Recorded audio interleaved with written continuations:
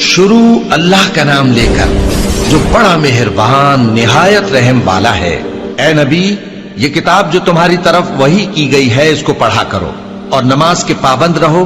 कुछ शक नहीं कि नमाज बेहयाई और बुरी बातों से रोकती है और अल्लाह का जिक्र सबसे बड़ा है, और जो कुछ तुम करते हो अल्लाह उसे जानता है।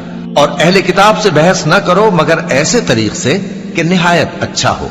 हाँ, जो उनमें से बेइंसाफी करें उनके साथ उसी तरह मुजादला करो और कह दो कि जो किताब हम पर उतरी और जो किताबें तुम पर उतरी, हम सब पर ईमान रखते हैं और हमारा और तुम्हारा माबूद एक ही है और हम उसी के फर्माबरदार हैं।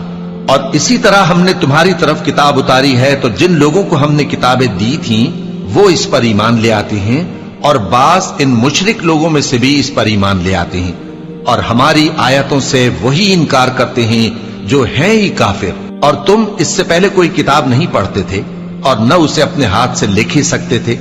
ऐसा होता तो अहले बातिल जरूर शक करते, बल्कि ये रोशन आयतें हैं जिन लोगों को इल्म दिया गया है उनके सीनों में महफूज, और हमारी आयतों से वही लोग इनकार करते हैं जो बेइंसाफ हैं।